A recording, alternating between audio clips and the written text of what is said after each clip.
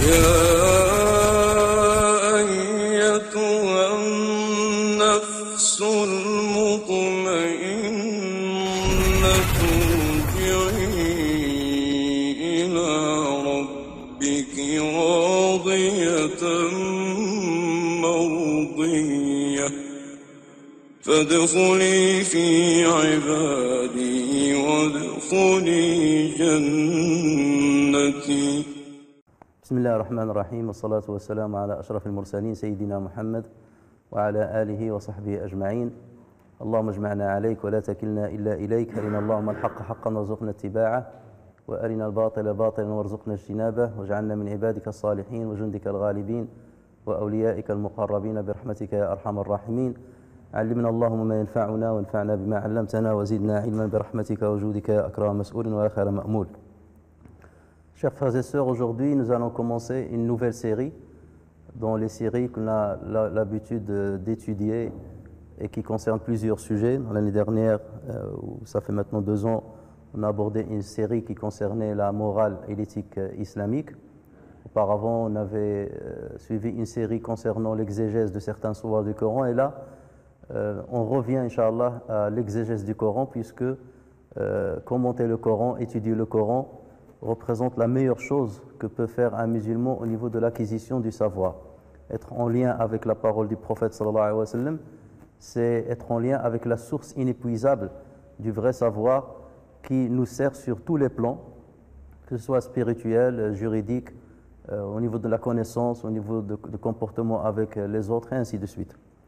Et donc, Inch'Allah, ce qu'on se propose de faire pendant cette série-là, c'est d'étudier et de commenter et de faire l'exégèse de Qisar, ce qu'on appelle Qisar Suwar al-Mufassal. Qisar al-Mufassal. Ça veut dire les Suwar courtes de al-Mufassal, et on va expliquer ce qu'est al-Mufassal. Il représente la dernière partie du Coran. Alors, en tant que préambule, on va commencer déjà par parler de ce classement des Suwar du Coran en plusieurs catégories. Dans un hadith rapporté par l'imam Ahmed sur Wathila ibn al-Asqa', le prophète sallallahu alayhi wa sallam a dit: أعطيت مكان التوراة السبع وأعطيت مكان الزبور المئين وأعطيت مكان الإنجيل المثاني وفضلت بالمفصل. Il m'a été donné à la place de la Torah les 7. Les 7, donc ça fait référence à 7 souars. Il m'a été donné à la place de la Torah les 7. Il m'a été donné à la place des psaumes, de Zabour, à la place des psaumes, al-mi'in. Al-mi'in, ça veut dire les souars qui contiennent à peu près une centaine de versets. Il m'a été donné à la place de l'Injil, l'évangile de Isa alayhi salam, les répétés. Al-mathani, ça veut dire celles qui se répètent. Et j'ai été préféré par Al-Mufassal. J'ai été préféré et privilégié par Al-Mufassal. Alors, le Bayhaqi, rahimahullah, il commente ce hadith-là en disant: ce qui est voulu par les 7 dans ce hadith, ce sont les 7 grands souars, les 7 grandes premières souars du Coran. Alors, les 7 premières, est-ce que ça veut dire les 7 premières souars, c'est-à-dire dans l'ordre, à part le Fatiha 2, 3, la Sourate 2, la Sourate 3, ou bien les 7 plus grandes sourates au niveau du nombre de versets. Là, il y a une divergence entre les savants. Al-Mathani, ou bien Al-Mi'un, comporte donc toutes les sourates qui ont à peu près 100 versets, plus ou moins une centaine de versets. Al-Mathani, donc d'après le Bayhaqi, font référence à Sourate Al-Fatiha, la Sourate Al-Fatiha al-Kitab. Pourquoi Al-Mathani? Parce que le Mathani, ça veut dire qu'est-ce qui se répète, puisqu'on la répète, on répète sa lecture dans les différentes rak'at de toutes les prières. Et selon un autre avis, lui-même il le disait, selon un autre avis, c'était toutes les sourates qui ne font partie ni des 7 grandes sourates, ni partie des mi'in. Ceux-là, ou bien celles-là, on les appelle al-Mathani. Alors, il y a eu plusieurs divergences concernant l'explication de ce hadith. Mais d'abord, ça veut dire quoi? Il m'a été donné à la place de la Torah les 7. Certains disent que ça veut dire les messages qu'il y a dans la Torah, le prophète sallallahu alayhi wa sallam a eu des messages similaires dans les 7 grandes sourates. Et les messages qu'il y a eu, qui ont été les messages les plus importants qu'il y avait dans les psaumes, ont été donnés au prophète sallallahu alayhi wa sallam dans le Mi'in.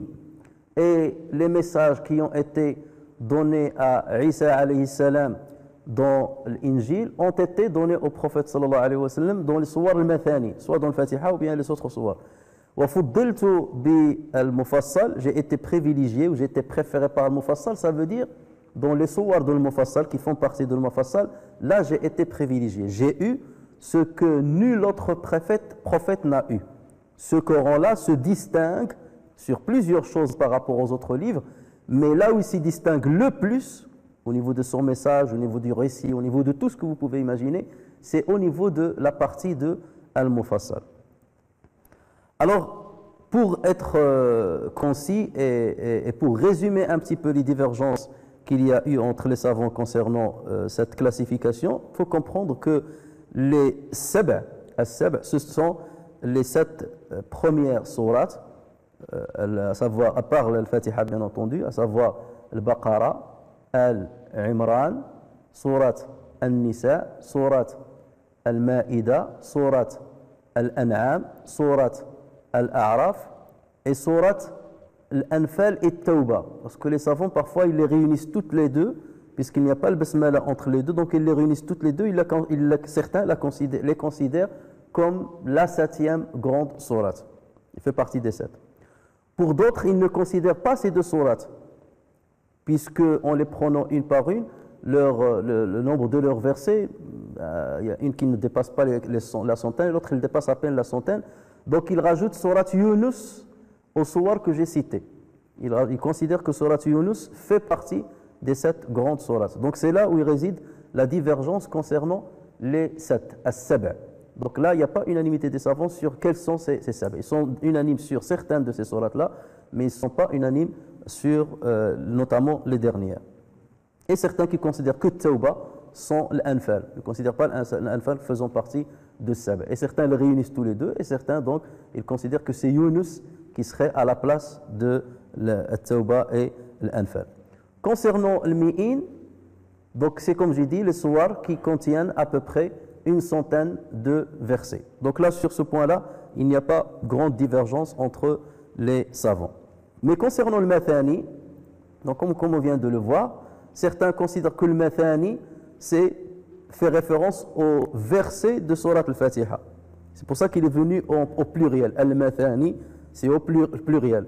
Et si il s'agit d'une seule sourate, là on ne parle pas de pluriel, on parle du singulier. Mais ça fait référence, le Mathani fait référence au verset, aux 7 versets de Surat al-Fatiha qu'on répète dans toutes les prières et dans toutes les rak'at. Voilà pourquoi on l'appellerait le Mathani. Mais pour d'autres, donc comme j'ai dit, ils disent à part Sab' et à part le Mi'in et à part le Mufassal, tout ce qui reste fait partie de Al-Mathani. Ça veut dire que ce sont les sourates qui ont un nombre de versets qui est au-deçà d'une centaine de versets. Et ensuite, il y a Al-Mufassal. Donc là aussi, il y a une divergence entre les savants, entre ceux qui disent que le Mufassal commence à partir de Surat al-Hujurat, Surat 49, donc de al-Hujurat jusqu'à Qul a'udhu bi rabbin nas. D'autres disent que ça commence à partir de Qaf jusqu'à Qul a'udhu bi rabbin nas. Et d'aucuns disent que ça commence à partir de Surat al-Fath. Ils sont rares. Donc là, il y a 3 divergences concernant Surat al-Mufassal. Mais la majorité dit que c'est à partir de Surat al-Hujurat. Et il y a un faisceau de preuves qui va dans ce sens-là, même lorsqu'on lit Surat al-Hujurat et on voit sa position par rapport à ce qui la précède et ce qui lui fait suite, on peut affirmer que c'est le début de Al-Mufassal, et cela on l'a déjà bien étudié lorsqu'on a fait le commentaire de Surat Al-Hujurat il y a quelques années, je pense, quelques mois. Alors pour ce qui est Al-Mufassal, pourquoi on l'a appelé Al-Mufassal? Donc on a compris pourquoi on a appelé les autres Sab', pourquoi on les appelait le Mi'in, pourquoi on les appelait le Mathani, mais pourquoi on a appelé le Mufassal? Les kathrati fawasilih. Ça veut dire parce qu'il y a plusieurs intercalaires quelque part, ce qui intercale entre les sourates, puisque ce sont des sourates qui sont relativement courtes il y a énormément de fois où on répète le basmala. À chaque fois, le basmala vient pour couper avec une surah et débuter une autre surah. Et le fait que le basmala se répète d'une manière beaucoup plus forcée, et beaucoup plus répétitive, donc il apparaît d'une manière beaucoup plus répétitive qu'auparavant. Donc voilà pourquoi on l'appelle al-mufassal. Li kathrati fawasilih. Donc parce qu'il y a beaucoup de découpage entre ces surahs puisqu'ils sont courtes. Le mufassal aussi porte un autre nom. On les appelle aussi, ces surahs-là, on les appelle al-muhkam. On les appelle al-muhkam. Al-Bukhari, rahimahullah, rapporte sur Saïd ibn Jubayr. Alors Saïd ibn Jubayr, c'est un grand savant qui fait partie de Tabi'in, qui est né en l'an 46 de l'Hégire et qui a été tué en l'an 95 de l'Hégire par Al-Hajjaj ibn Yusuf Thaqafi. Il y a une belle histoire qui est rapportée sur sa manière, enfin sur sa mort, et comme Al-Hajjaj, il y a un débat qui s'est engagé entre lui et Al-Hajjaj ibn Yusuf Thaqafi, suite auquel Al-Hajjaj l'a tué parce qu'il a participé à une révolte de Mohammed ibn al-Ash'ath. Et donc le Hajjaj a tué énormément de savants, parmi lesquels il y avait Saïd ibn Jubayr, qui est un très grand savant et une grande référence chez les musulmans. Donc le Bukhari rapporte sur Saïd ibn Jubayr qu'il a dit « Inna alladhi tad'unahu al-mufassal huwa al-muhkam » La partie que vous appelez al-mufassal, c'est en fait al-muhkam. Alors pourquoi on l'appelle muhkam? Il n'y a pas que Saïd ibn Jubayr qui l'appelle muhkam, d'autres savants aussi l'appellent muhkam, cette partie-là. Pourquoi ils l'appellent muhkam? Parce qu'ils disent qu'il n'y a que rarement des versets dans cette partie-là du Coran qui ont été abrogés. Alors que dans le reste du Coran, il y a pas mal de versets qui ont été abrogés par la suite. Alors que dans cette partie-là, depuis Surat al-Hujurat jusqu'à la fin, on ne trouve que rarement, sinon jamais, un verset qui a été par la suite abrogé. Donc voilà pourquoi on l'appelle muhkam. Ce n'est pas dans le sens de muhkam al-mutashabih, c'est dans le sens le muhkam et le mansukh. Donc ça n'a pas été abrogé. Voilà, donc ça c'est une autre appellation de cette partie du Coran. Alors quels sont, pourquoi d'ailleurs je parle de le mufassal, j'insiste sur le mufassal, parce que c'est la partie que nous allons Inch'Allah choisir pour commenter ces surahs. Et on va commencer par Qisar al-Mufassal, par les petites surahs de al-Mufassal. Là aussi il y a une classification que les savants ont fait. Donc, ils ont divisé Al-Mufassal en trois parties. Tawal Al-Mufassal, les sourates qui sont longues de Al-Mufassal. Mutawassit Al-Mufassal, donc les sourates qui sont moyennes de Al-Mufassal. Et Qisar Al-Mufassal, ce sont les petites sourates de Al-Mufassal. Et là aussi, il y a une divergence entre les savants. Ça se termine quand, ça apparaît quand. Mais en général, la majorité disent que par exemple, Qisar Al-Mufassal qui nous intéresse dans cette partie-là, commence à partir de surat al-Bayyina. لم يكن الذين كفروا من أهل الكتاب والمشركين منفكين حتى تأتيهم البينة. C'est cela la partie qui concerne Qisar al-Mufassal, avec quelques divergences entre les savants. Quels sont maintenant, mais il n'y a pas un hadith qui donne cette classification en tout cas, ce sont seulement les savants qui ont parlé de cela. Quelles sont les caractéristiques de al-Mufassal? Alors, première caractéristique, que ce sont généralement des sourates qui sont courtes. Ce sont des sourates qui sont courtes. Et même leurs versets, ils sont courts. C'est rare de trouver un verset qui est très long. C'est très rare. Comme par exemple, وَمَا جَعَلْنَا أَصْحَابَ النَّارِ إِلَّا مَلَائِكَةً وَمَا جَعَلْنَا عِدَّتَهُمْ إِلَّا فِتْنَةً لِلَّذِينَ كَفَرُوا. Ça, c'est un long verset. إِنَّ رَبَّكَ يَعْلَمُ أَنَّكَ تَقُومُ أَدْنَى مِنْ ثُلُثَيِ اللَّيْلِ وَنِصْفَهُ وَثُلُثَهُ وَطَائِفَةٌ مِنَ الَّذِينَ. Ça, c'est un long verset. Mais généralement, les versets, ils sont très courts. Et les sourates elles-mêmes aussi, elles sont relativement courtes par rapport à ce qui les précède. Donc, à partir de là, la majorité des musulmans les apprennent par cœur. Et surtout Qisar al-Mufassal, là, même les enfants les connaissent par cœur. Donc là, c'est un privilège, puisqu'ils sont faciles à mémoriser. Il n'y a pas énormément de versets, les versets sont courts, et donc ça facilite leur mémorisation. Donc ce sont des sourates qui sont connus par tout le monde. La deuxième caractéristique, c'est que le prophète sallallahu alayhi wa sallam lisait dans les prières canoniques généralement de Al-Mufassal. La majorité de la prière du prophète sallallahu alayhi wa sallam, et là je parle des prières canoniques, les prières obligatoires, je ne parle pas des prières surrogatoires, le prophète sallallahu alayhi wa sallam lisait de Al-Mufassal, de l'Hujurat jusqu'en bas. C'est rare que le prophète sallallahu alayhi wa sallam lit à partir des grandes sourates ou une grande sourate. Il ne le faisait que généralement que lorsqu'il accomplissait des prières surérogatoires et notamment les prières nocturnes surérogatoires. Mais dans les prières canoniques, la majorité des fois, il y a des exceptions bien entendu, il y a des hadiths qui le précisent, mais la majorité des fois, le prophète sallallahu alayhi wa sallam lit al-mufassal. Donc ainsi, par exemple, dans la prière qui est la plus longue au niveau de la récitation du Coran, c'est la prière de Subh. Donc là, le prophète sallallahu alayhi wa sallam lisait généralement Tawal al-Mufassal, les sourates qui sont longues de al-Mufassal, Hujurat, Qaf, donc c'est Najm.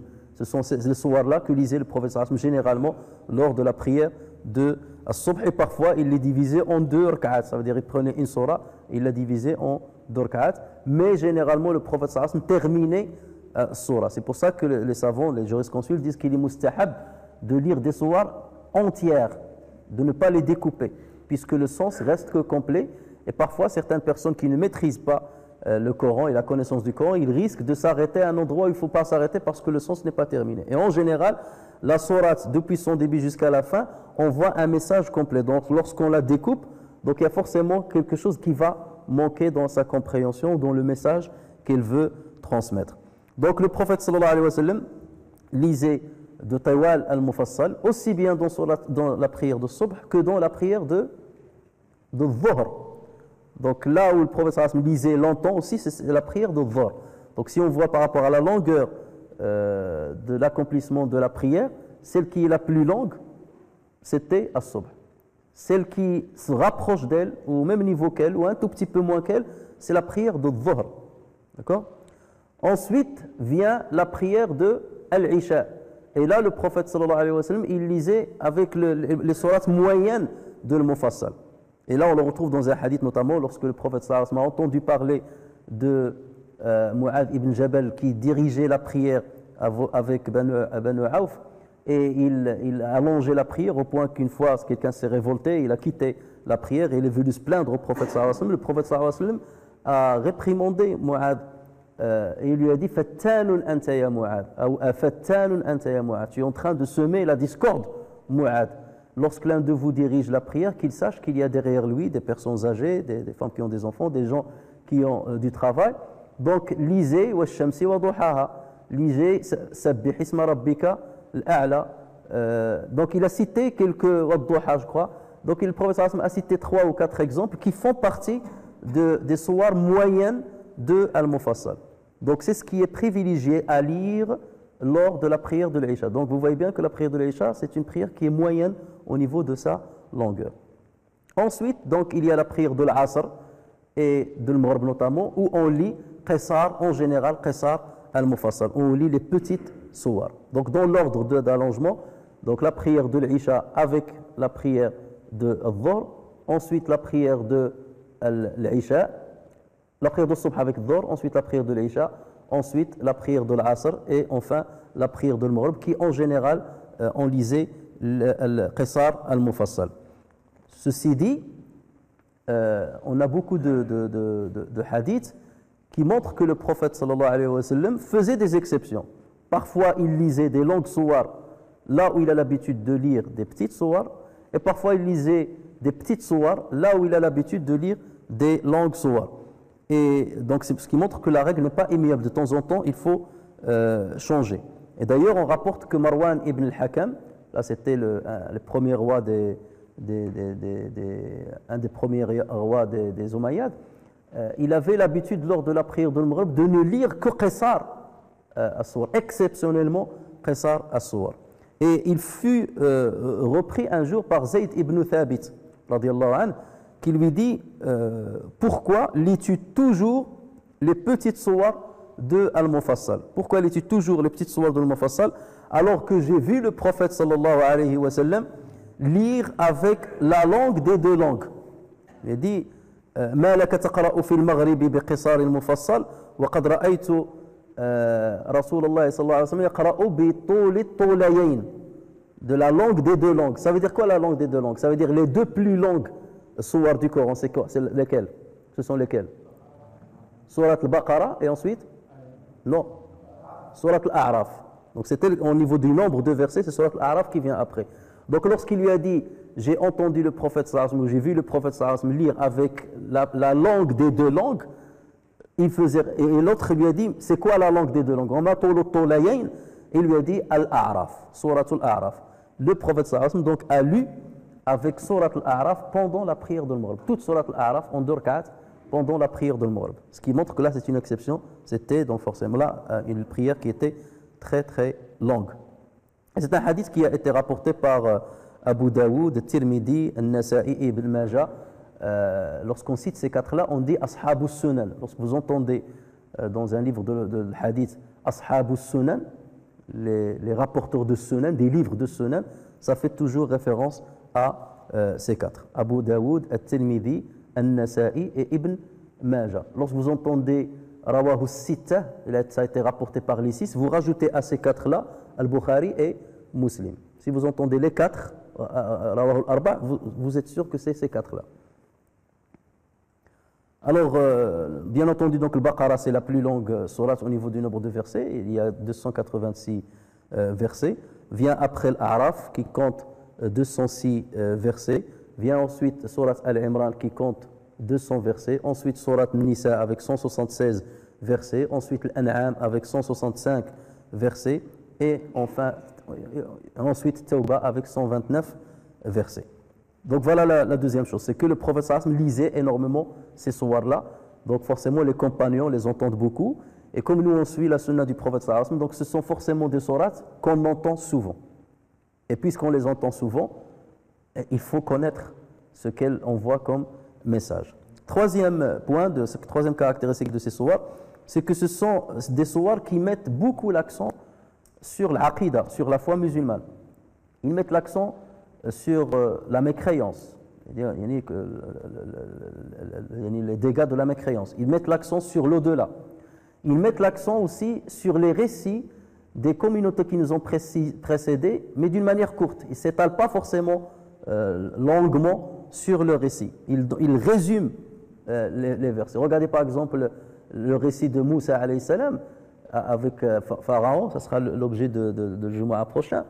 Il y a une vingtaine de fois où ce récit a été cité dans le Coran, 19 exactement, 19 fois. Lorsque vous allez dans le Qissa, Allah Azza wa Jal, et c'est là où on voit l'éloquence du Coran et la grandeur, et le miracle coranique au niveau rhétorique, il l'a raccourci un peu. وَفِي مُوسَى إِذْ أَرْسَلْنَاهُ إِلَى فِرْعَوْنَ بِسُلْطَانٍ مُبِينٍ فَتَوَلَّى بِرُكْنِهِ وَقَالَ سَاحِرٌ أَوْ مَجْنُونٌ فَأَخَذْنَاهُ وَجُنُودَهُ فَنَبَذْنَاهُمْ فِي الْيَمِّ وَهُوَ مُلِيمٌ. En 3 versets, il a raccourci toute l'histoire de Moïse, le principal, en 3 versets. Alors que dans d'autres sourates, vous allez trouver le verset, là c'est en accordéon, qui va s'étaler et on va voir d'autres détails. Donc là, ça doit attirer notre attention, ce genre de récit. Donc elle résume un petit peu ce qui est étalé dans les grandes sourates. Donc là aussi, c'est une spécificité de ces sourates. Et c'est rare, dans ces sourates-là, de l'Mufassal, de trouver des décrets qui ont un rapport avec le droit islamique. Umur al-fiqhiyya, on ne la trouve pas généralement dans Qasar Suwar, on la trouve dans les langues Suwar. Même si parfois ça existe, par exemple Talaq, Surat Talaq, on trouve des décrets relatifs à Talaq et tout ça. Donc ça existe, mais c'est rare, c'est rare. Ce n'est pas pareil que s'agissant des langues Suwar. Alors pour toutes ces raisons-là réunies, il convient aux musulmans de maîtriser le message de ces Suwar, de connaître l'exégèse de ce Suwar et de le connaître dans les moindres détails. Pourquoi dans les moindres détails? Parce que c'est ce qui va nous donner le khushu' pendant la prière. À chaque fois que tu vas faire la prière, tu vas te rappeler peut-être d'un point qui concerne cette sourate-là. Et on va voir par exemple avec sourate Nas, bien que c'est une sourate qui est courte, vous allez voir les trésors qu'il y a dans cette sourate-là, les secrets qu'il y a dans cette sourate, les sujets qui se rapportent à cette sourate. Et à chaque fois que vous faites la prière, vous entendez cette sourate, vous allez être interpellé par un sujet. Et donc votre esprit va un petit peu vaguer et va un petit peu voyager dans un détail important. Et au lieu de penser au supermarché, au lieu de penser au commerce, au lieu de penser à la vie mondaine, vous allez penser à un sujet relatif au commentaire de cette surah-là, un détail relatif à cette surah-là.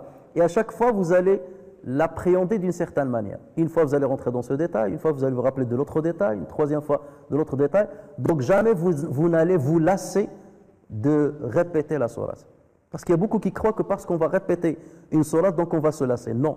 lorsqu'on connaît les détails relatifs à cette sourate-là, lorsqu'on connaît les commentaires des savants concernant cette sourate, pourquoi elle a été descendue, dans quelles circonstances elle a été descendue, pourquoi l'intitulé a été choisi de cette manière-là, quels sont les événements qui sont liés à cette sourate-là, quelles sont les divergences des savants concernant l'explication de tel verset, les sujets qui se rapportent à tel sujet. Donc ça vous donne une richesse, un bagage intellectuel qui va forcément mobiliser votre esprit et votre méditation pendant l'écoute ou la récitation de cette sourate. Alors commençons maintenant dans le vif du sujet et commençons par sourate Nas. Donc on va commencer par sourate Nas, la dernière, et on va remonter au fur et à mesure vers les autres sourates. Donc sourate Nas, c'est la 114e sourate du Coran, la dernière dans l'ordre des sourates coraniques. Et vous savez très bien que l'ordre des sourates, c'est un ordre qui a été établi par Allah Azza wa Jal, par le biais de Jibril alayhi salam. Autrement dit, c'est le prophète sallallahu alayhi wa sallam qui a reçu l'ordre de Dieu, par le biais de la révélation, de choisir cette succession de sourates, cet ordre de sourates, à peu de choses près. Il y a certains sourates sur lesquels il y a des divergences entre les savants, et ça on l'a cité dans le séminaire qu'on a fait sur l'histoire des lectures coraniques. Donc il y a des divergences sur certains sourates, mais le nombre de ces sourates-là peut être compté par les doigts d'une main. Mais globalement, la majorité écrasante des sourates, leur ordre a été établi par Allah Azza wa Jal. Donc ce n'est pas un ijtihad des compagnons ou des savants pour mettre cette sourate avant celle-ci ou celle-là après cela. Et ça c'est important. Pourquoi? Parce que ça donne une harmonie à sourate. Et vous allez voir qu'au fur et à mesure qu'on va avancer dans l'exégèse des sourates, vous allez voir qu'il y a toujours un lien entre une sourate et celle qui la précède et celle qui lui fait suite. Au point que les savants disent, les sourates du Coran sont comme une chaîne avec des mailles. Et chaque maille est liée à celle qui lui fait suite et celle qui la précède. Au point qu'on a l'impression que toutes les sourates du Coran ne font qu'une seule. Et que toutes les sourates du Coran ne font qu'un verset. Et que tous les versets du Coran ne font qu'un mot. Il y a une logique. Il y a une logique dans cette succession-là.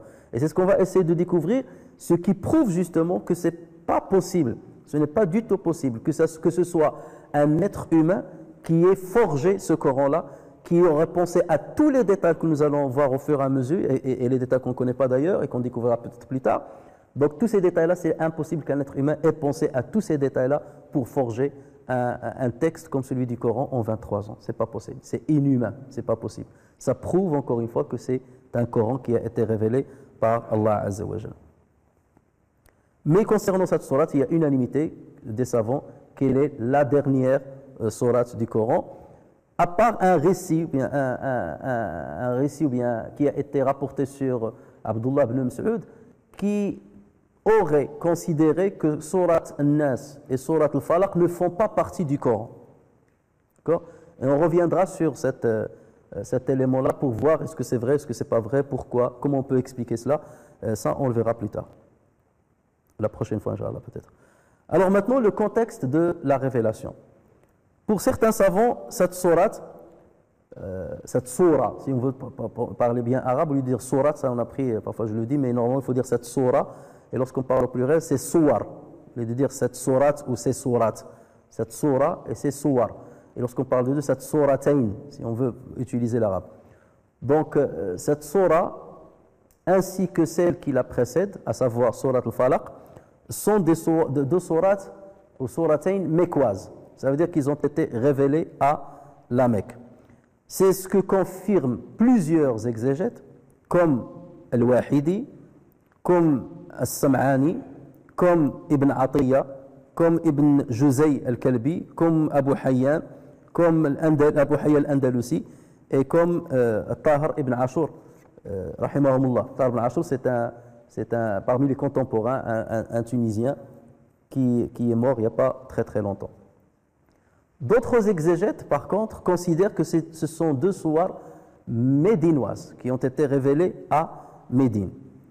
Et c'est le cas de Samarkandi, c'est le cas de Tha'labi, de Abu Amr al-Dani, qui fait partie des grands références. Abu Amr al-Dani fait partie des grands référents au niveau des lectures coraniques. C'est le cas de Tabari, c'est le cas de Al-Baghawi et de Ibn Kathir.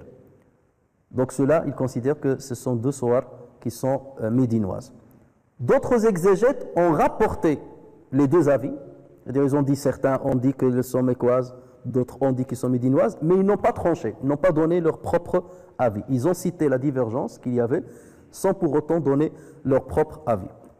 Alors, concernant le premier avis, qui dit que ce sont des sourates qui sont mécoises, pourquoi ils ont dit cela? Parce que ça a été rapporté sur soit des compagnons, soit des tabi'in.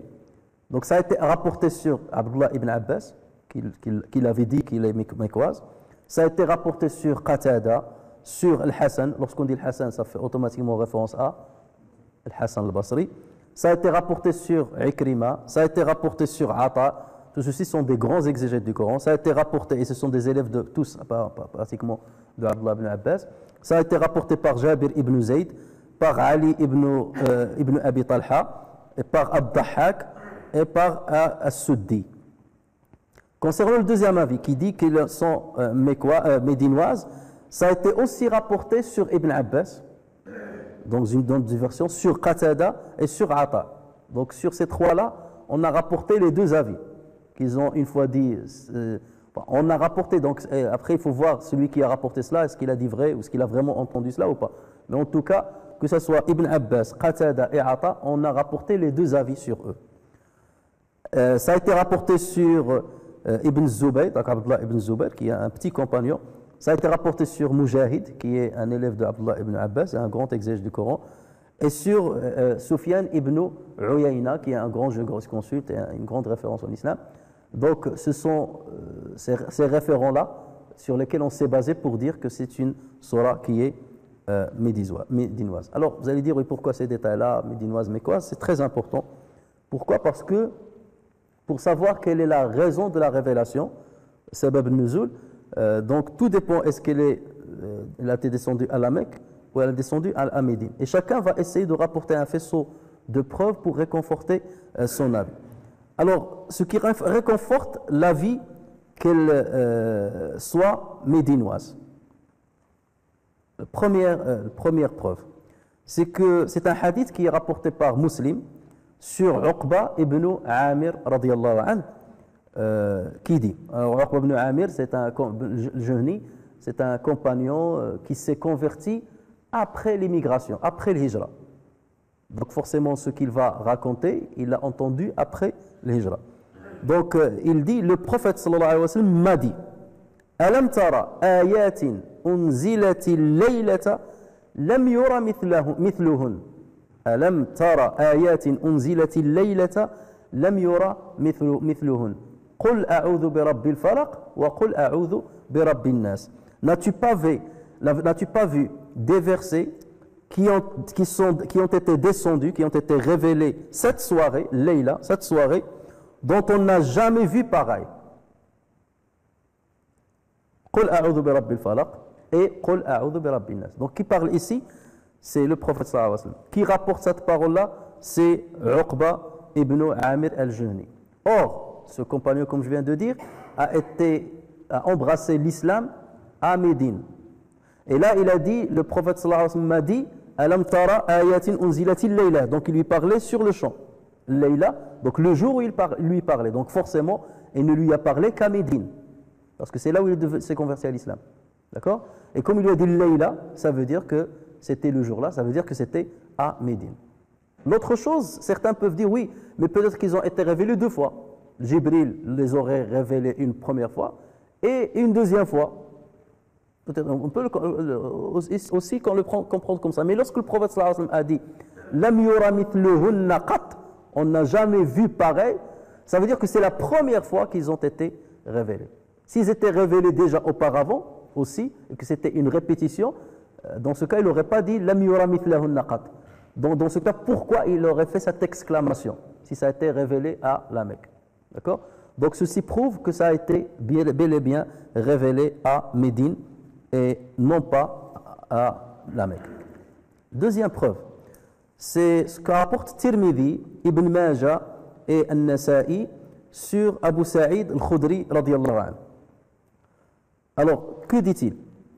Il dit كان رسول الله صلى الله عليه وسلم يتعوذ من الجان ومن عين الإنسان حتى نزلت المعوذتان فلما نزلتا أخذ بهما وترك ما سواهما.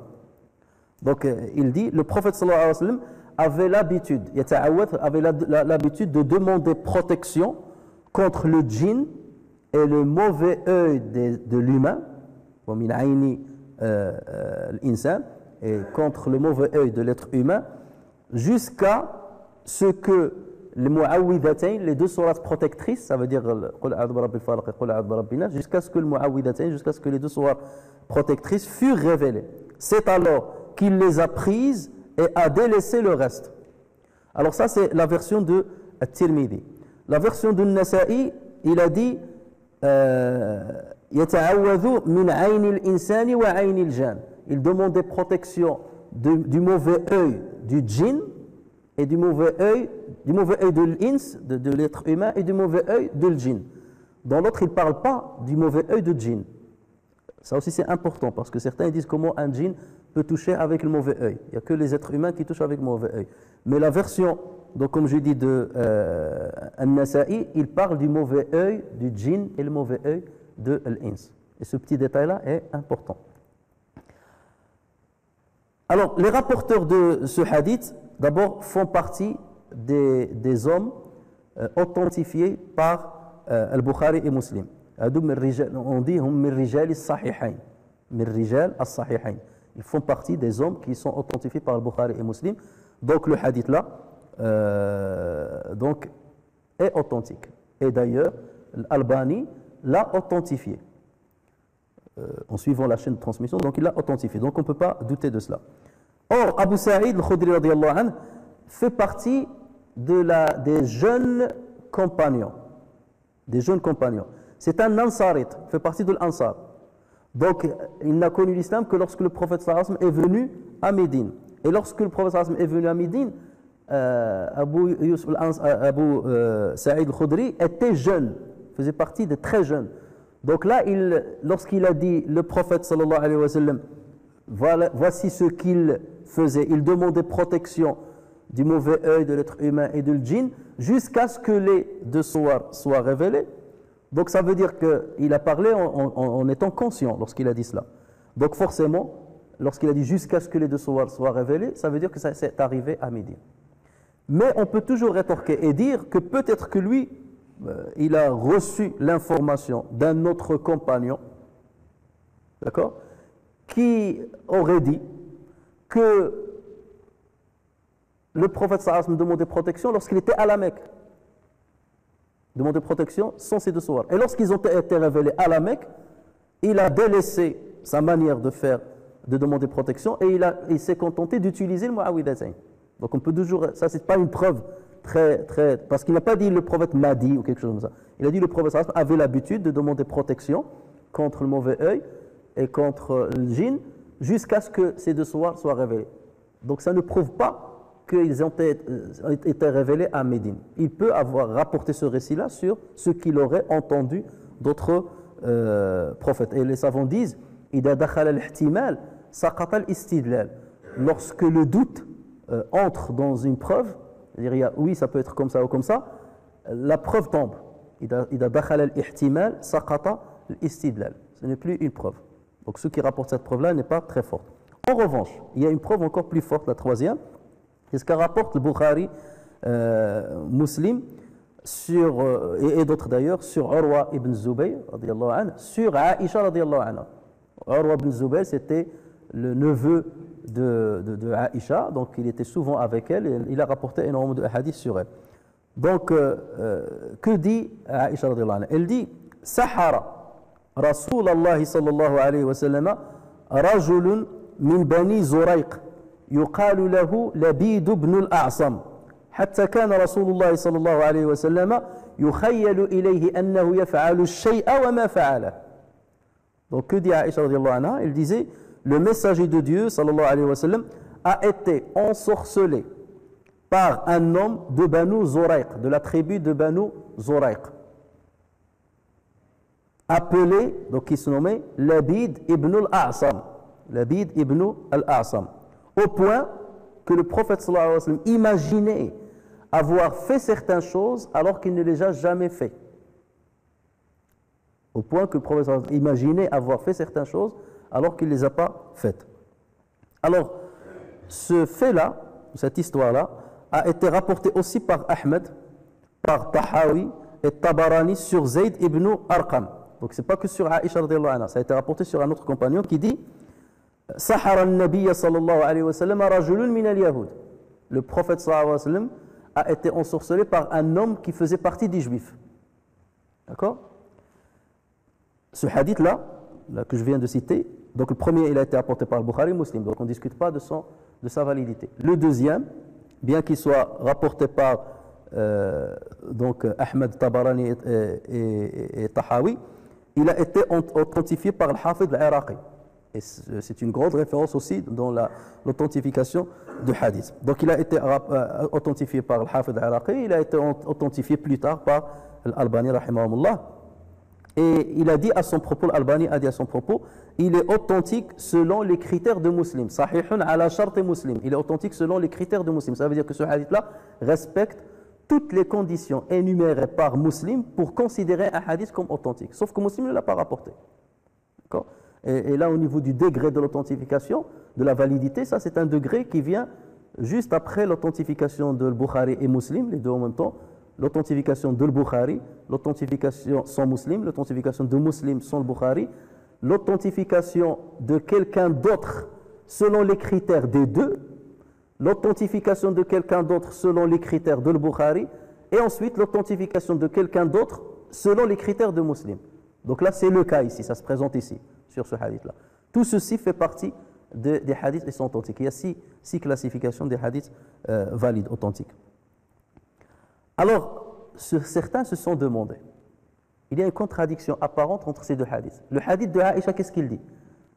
Il dit, le prophète sallallahu alayhi wa sallam a été ensorcelé par un homme de Banu Zoraq. Ou Banu Zoraq, ceux-là, ils font partie de la tribu de l'Khazraj. Ça veut dire qu'ils font partie de l'Ansar. Donc là, il faut faire attention. Donc ils font partie de l'Ansar. Et le hadith, là, le deuxième qu'on a cité, qui a été rapporté par Zayd ibn Arqam, il dit que le prophète sallallahu alayhi wa sallam a été ensorcelé par un homme qui fait partie des Juifs. Et on parle, et en fait, d'un seul fait. Alors comment se fait-il que Aïcha, une fois, il dit c'est Banu Zoraq qui l'a ensorcelé, et l'autre compagnon dit qu'il a été ensorcelé par quelqu'un qui fait partie des Juifs. Donc on a dans l'apparence une contradiction entre les hadiths. Mais on trouve une version qui va concilier entre les deux hadiths, et cette version a été rapportée par Al-Bukhari et Muslim.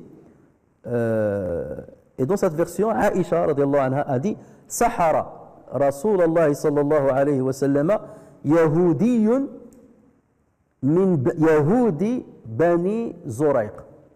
Le prophète sallallahu alayhi wa sallam a été ensorcelé par un juif qui fait partie des juifs de Banu Zoraq. Et là, donc on risquait de dire, mais c'est Banu Zoraq, ils font partie de l'Khazraj, ce ne sont pas des juifs. Et là, Aïcha, il dit, il a été ensorcelé par un juif qui fait partie des juifs de Banu Zoraq. Comment concilier entre ces deux hadiths? Alors, comme j'ai dit, Banu Zoraq sont des Ansarites, dont la majorité a embrassé l'islam. La majorité a embrassé l'islam. D'ailleurs, il y a même des récits qui disent qu'ils avaient une mosquée qui leur était propre, une mosquée dans leur quartier. On retrouve ceci dans un hadith rapporté par Al-Bukhari. C'est là où parfois, et c'est ce qui est bien dans le tafsir, dans l'exégèse, c'est qu'on sort parfois du sujet, et là on trouve ce qu'on appelle nukat ilmiya, donc des apports scientifiques qui, bien entendu, enrichissent notre connaissance. Donc, dans un hadith rapporté par Al-Bukhari sur Abdullah ibn Omar, le prophète sallallahu alayhi wa sallam sabaqa bayna al-khayl allati lam tudmir. سابق الرسول صلى الله عليه وسلم بين الخيل التي لم تضمر بين ثنية الوداع إلى مسجد بني زريق. Le prophète sallallahu alayhi wa sallam a fait courir al-khayl, donc il a fait courir les chevaux. التي لم تضمر, ça veut dire التي لم تتسمن, les chevaux qui ne sont pas engraissés, qui ont encore leurs muscles, qui ne se sont pas beaucoup engraissés, parce que parfois on engraissait les chevaux jusqu'à ce qu'ils deviennent gros, et ensuite on leur mettait une période de jeûne pour qu'ils perdent un peu la graisse, et ensuite ils deviennent forts. Mais là, dans le hadith là, Ibn Omar, il dit, le prophète sallallahu alayhi wa sallam a fait courir des chevaux qui ne se sont pas engraissés, depuis Thaniyat al-Wada' jusqu'à la mosquée de Banu Zurayq. Donc là, on cite que Banu Zurayq, donc ils avaient une mosquée. Donc c'était des musulmans. La majorité s'est convertie à l'islam. Alors Thaniyat al-Wada', ça vous rappelle quoi ça? Tala al-Badru alayna. Lorsque vous chantez Tala al-Badru alayna, min Thaniyati al-Wada'. Pourquoi? C'est quoi Thaniyat al-Wada'? Ça, c'est un endroit qui se trouve juste à la sortie de Médine. Et pourquoi on l'appelle Thaniyat al-Wada'? Al-Wada', ça veut dire quoi? Al-Wada'. Al-Wada', c'est les adieux. En fait, lorsque quelqu'un voulait voyager, les siens sortaient avec lui, ils allaient avec lui jusqu'à ce qu'il quitte la ville. Ça, c'était une habitude chez les Arabes. Supposons maintenant quelqu'un, le Hajj, je ne sais pas qui, Hajj Yasser par exemple, veut partir au bled, les siens, c'est-à-dire sa famille, vont partir avec lui, vont le suivre en même temps dans sa voiture, jusqu'à ce qu'il arrive par exemple à Toul, et après ils font demi-tour. Voilà. Eux, ils font demi-tour. Bien sûr, lui, il dort à Toul, avant de continuer peut-être. Donc, ça, on le faisait même pour ceux qui allaient accomplir la guerre. Le jihad fisabilillah, le prophète sallallahu alayhi wa sallam, lorsqu'il ne prenait pas parti avec l'armée, il sortait avec eux. Donc, c'était une sunna. Et parfois, aussi, les gens qui viennent du voyage, lorsqu'on les respecte, on va les attendre à l'extérieur de la ville. On le faisait même avec les pèlerins. On les attendait avant qu'ils n'entrent en ville. On les accueillait à l'extérieur de la ville et on les embrassait entre les yeux. Et on disait, ils sont venus sans aucun péché. Donc on les embrasse avant qu'ils n'entrent dans la ville et que les péchés risquent de leur coller à la peau. Donc là c'est... Et donc Thaniyat al-Wada', c'est donc cet endroit-là dans lequel, ou à partir duquel, on disait adieu à ceux qui voyagent. Donc on l'a appelé Thaniyat al-Wada'. Voilà donc pourquoi. Et c'est pour ça que ce qu'on a rapporté sur les Ansar qui ont accueilli le prophète, même s'il y a des divergences sur l'authenticité de cette chanson-là, de ce nashid-là, Tala al-Badru alayna min Thaniyati al-Wada'.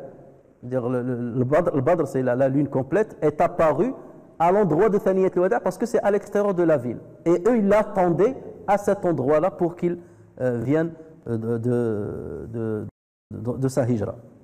Donc là, voilà, je ferme la parenthèse. Donc, Banu Zurayq, comme on l'a dit, sont des Ansarites et ils se sont convertis à l'islam. Donc, comment comprendre qu'il y aurait un juif qui fait partie des juifs de Banu Zurayq?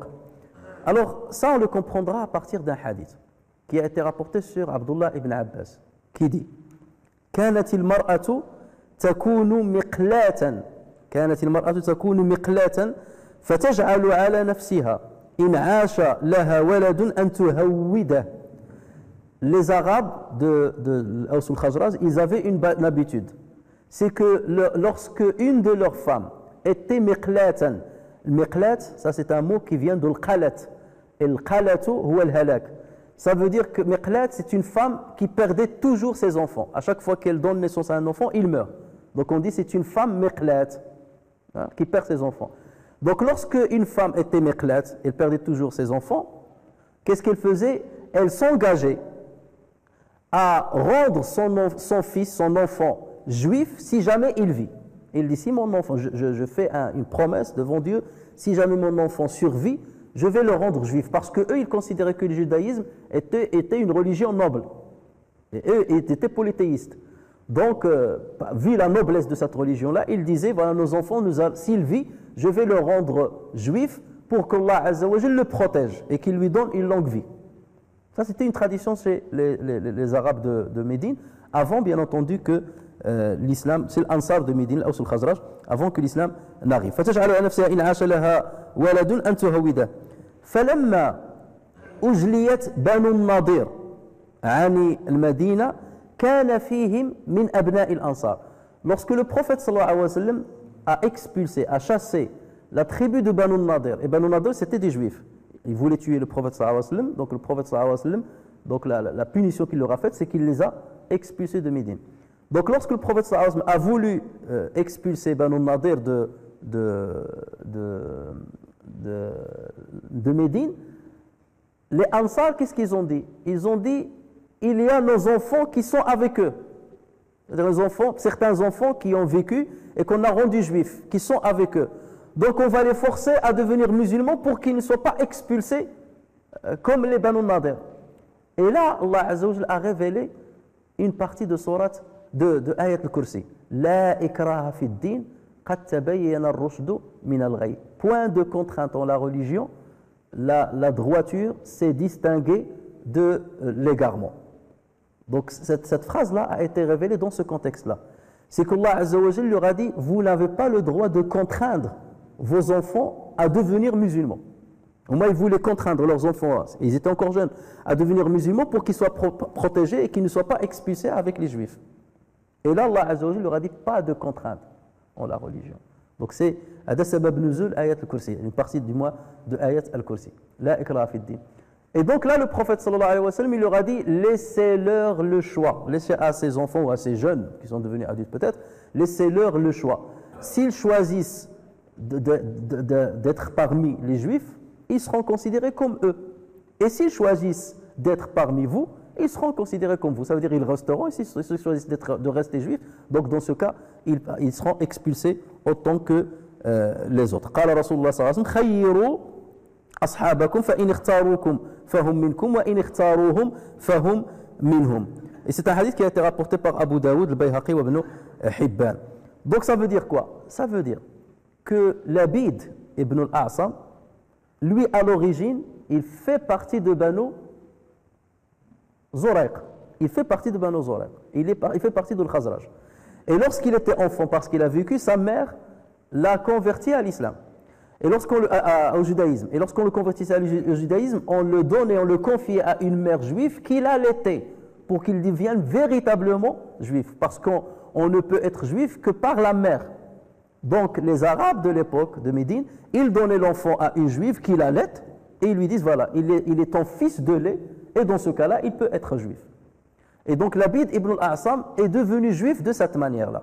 Et c'est comme ça qu'on comprend donc la divergence entre les deux versions, entre les deux récits.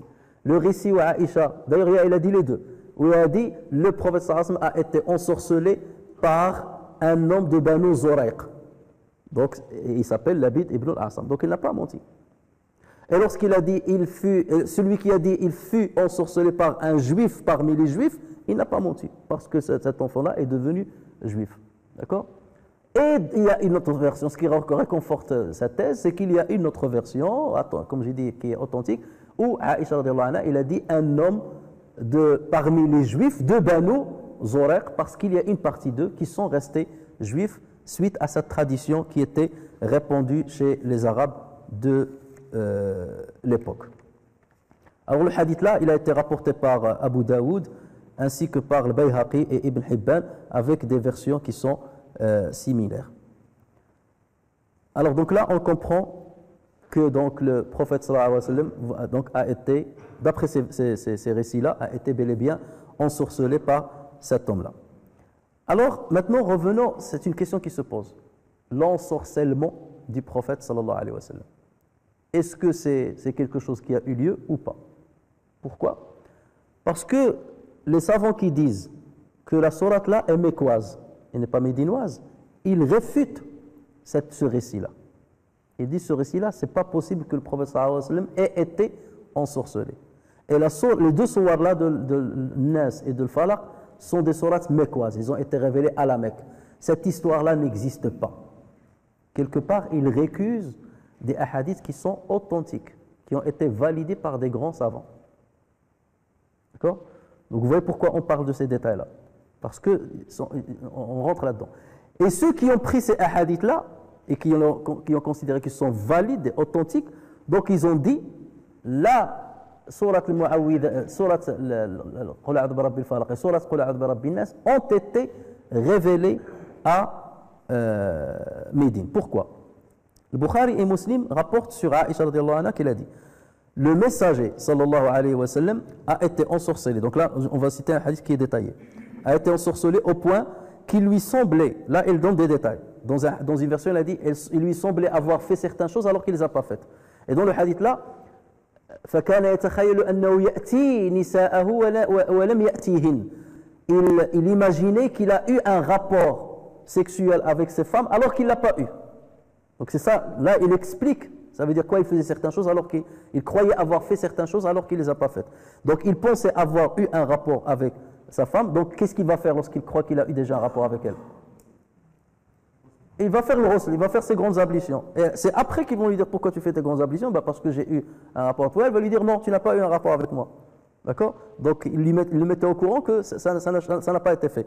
Donc là, il expliquait, au point qu'il semblait, qu'il pensait avoir un rapport sexuel avec ses épouses alors que ce n'était pas le cas.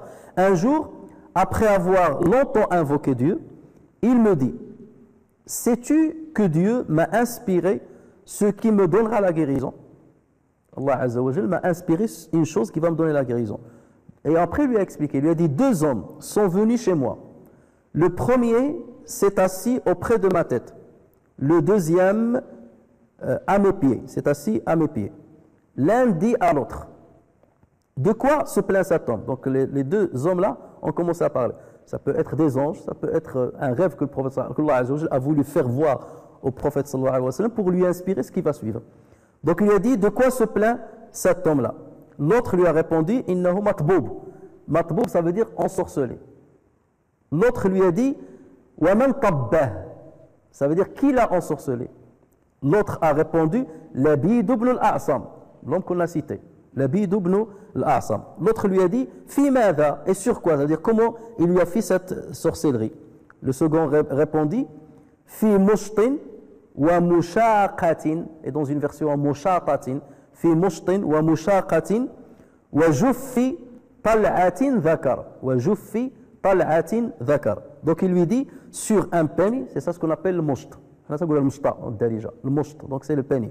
Sur un pénis, et quelques poils qui s'y trouvent, quelques poils, c'est ce qu'on appelle le mushaqa. Le mushaqa ou bien le mushata. Le mushaqa ou le mushata, c'est les poils qui tombent lorsqu'on passe le pénis. Lorsque vous passez votre pénis, il y a toujours des poils qui tombent. Les poils là, on l'appelle al-mushaqa ou bien al-mushata. Regardez la précision de la lettre arabe. Ça c'est rare de trouver dans une autre langue.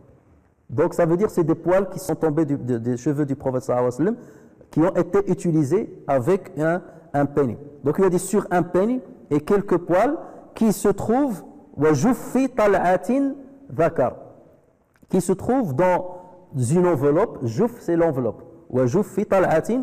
Alors tal'a wa tal'in mamdoud. Tal'a, c'est quoi tal'a? Tal'a, c'est lorsque vous voyez le palmier, avant que les dattes ne deviennent dattes, il y a une, je ne sais pas comment on appelle ça en français, mais une ébauche qui sort, ce qu'on appelle donc l'aspate, avec un THE à la fin, l'aspate. Et c'est elle qui, lorsqu'il va être pollinisé, il y a l'aspate dans le palmier mâle, et il y a l'aspate de palmier féminin, femelle. Et donc, il y a des étamines, et là il y a des stigmates. Donc il y a du pollen qui va venir de l'aspate du palmier mâle, qui vont venir se positionner sur les stigmates de l'aspate du palmier femelle, et après donc ça va bourgeonner, ça va s'ouvrir, et chaque stigmate donc va se transformer, l'œuf qui va se former dans chaque stigmate va donner les dattes. Donc après donc cette spate là va s'agrandir, et c'est ce que vous voyez donc les dattes dans leurs branches, d'accord? Dans les grappes, voilà. Donc au départ, c'est ce qu'on appelle là, donc tala. Donc là, ça veut dire quoi? Donc il lui a dit, cet homme-là, que le prophète a vu dans le rêve, il lui a dit donc ils ont utilisé un pénis, les cheveux, quelques cheveux qui sont tombés de la tête du prophète sallallahu alayhi wa sallam, et ça a été mis dans l'enveloppe de l'aspate d'un palmier mâle. Donc regardez la précision. Et l'autre lui a posé la question, fa'aynahu, donc où se trouve ce sihr-là, ces objets-là qui ont été utilisés? Le second répondit, fi bi'ri Dharwan, ça se trouve dans le puits de Dharwan. C'est un puits qui se trouve à Médine qu'on appelle le puits de Dharwan. Alors Aïcha poursuivit, donc là il y a différentes versions, mais Aïcha poursuivit, Ali ibn Abi Talib, Zubayr ibn al-Awwam et Ammar ibn Yasir ont été chargés d'aller chercher ces objets-là. Donc ils sont rentrés dans le puits, et ils ont trouvé donc une pierre qu'ils ont soulevée, et en dessous de laquelle ils ont trouvé tous ces objets-là. Et ils ont sorti ces objets-là. Alors après, les versions vont dire qu'ils les ont brûlés. Et dans la version que je vous cite, qui est celle de Bukhari, donc, ils avaient trouvé une corde Donc dans ces objets-là, ils avaient trouvé une corde qui contenait 12 nœuds. Il y a une version qui parle de 11 nœuds. Et pourquoi cette précision-là? Parce que les 11 nœuds, ce sont les 11 versets de Surat al-Falaq plus Surat al-Nas. Dans Surat al-Falaq, il y a combien de versets? Surat al-Falaq 6 ou 5? 5. Dans Surat al-Nas, il y a 6. Donc ça fait 11. Donc il y avait 11 nœuds. Et dans une version, il y avait 12 nœuds. Donc lorsqu'ils ont... Et Dieu, donc dit Aïcha, Dieu, à ce moment, fit descendre les deux sourates protectrices. Fit descendre les deux sourates protectrices. Chaque fois que le messager, donc le prophète sallallahu alayhi wa sallam a pris ces objets-là, il a pris cette corde-là où il y avait ces 11 nœuds, chaque fois que le messager d'Allah récitait un verset, un nœud se détachait. Chaque verset détachait un nœud. Le dernier nœud, une fois détaché, il se sentit comme étant libéré des entraves. Donc dès que le dernier nœud s'est ouvert, le prophète sallallahu alayhi wa sallam s'est senti apaisé. C'est comme s'il était pris par quelque chose, et là il s'est senti apaisé. Et c'est là, dans une version, donc il dit, Jibril, alayhi salam, lui fit une invocation de guérison, ce qu'on appelle Ruqya. Ruqya, c'est une invocation de guérison. Certains la traduisent par l'exorcisme, mais ce n'est pas la bonne traduction. Sauf si on l'utilise dans le sens métaphorique. Ça veut dire exorciser une maladie, la faire sortir, pas forcément le djinn. Pas forcément le djinn. Mais en général, lorsqu'on utilise ça, on va s'étaler là-dessus les prochaines fois, lorsqu'on fait ça, forcément, il y a intervention de djinn dedans. Donc là, même le terme exorciser, on peut l'utiliser, mais là, on va utiliser le ruqya. Donc, raqahu Jibril alayhi salam. Donc, Jibril est venu au prophète sallallahu alayhi wa sallam, il lui a dit, Bismillahi arqiq, min kulli shay'in yu'dhik, min sharri kulli nafsin, aw ayni hasidin, Allahu yashfik. Bismillahi arqiq. Donc, Jibril alayhi salam lui dit, au nom de Dieu, Orqiq, ça veut dire je fais une invocation pour ta guérison, contre toute chose qui te nuit, contre tout jaloux et tout mauvais œil. On demanda, donc le prophète sallallahu alayhi wa sallam, il a guéri, et on demanda au prophète sallallahu alayhi wa sallam, au messager d'Allah, pourquoi ne saisis-tu pas cet homme, ça veut dire Labid ibn al-A'sam, pourquoi ne saisis-tu pas cet homme-là ignoble pour l'exécuter? Et le prophète sallallahu alayhi wa sallam de dire, Amma ana faqad shafani Allahu وَكَرِهْتُ أَنْ أُثِيرَ عَلَى النَّاسِ شَرًّا. Me concernant, Allah Azza wa Jal m'a guéri et je répugne que le fait de tuer cet homme-là soit la cause d'une animosité contre les hommes. Donc je ne vais pas faire une fitna, je le laisse vivre, je le laisse vivant pour ne pas me faire une fitna parce que c'était un hypocrite qui se faisait passer pour des musulmans, que ça va créer une fitna et le prophète sallallahu alayhi wa sallam n'a pas voulu. Regardez aussi le qiyas, comment le prophète sallallahu alayhi wa sallam mesurait entre les deux mots, lorsqu'il y a deux mots. Il y a le fait de tuer un homme qui a fait sihr, et on sait très bien qu'en islam, normalement, sihr, on le tue. La sanction qu'on lui fait, c'est on le tue. Mais parce que le prophète sallallahu alayhi wa sallam avait peur que ça provoque une fitna entre les musulmans ou entre sa tribu et les musulmans, donc le prophète sallallahu alayhi wa sallam il a dit, maintenant puisqu'Allah Azza wa Jalla m'a guéri, donc je vais lui laisser la vie, je ne veux pas causer une fitna entre les gens.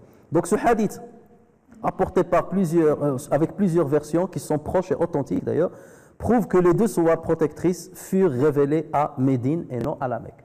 Puisqu'il a dit à chaque fois, les sourates ont été révélées et le prophète les récitait, à chaque fois qu'il récitait un verset, un nœud se défaisait de ce qui a été préparé. Néanmoins, comme j'ai dit, certains récusent l'idée selon laquelle le prophète sallallahu alayhi wa sallam ait subi un ensorcellement. Pourquoi ? Pourquoi ces gens-là, ils disent non, le prophète sallallahu alayhi wa sallam n'a pas subi d'ensorcellement.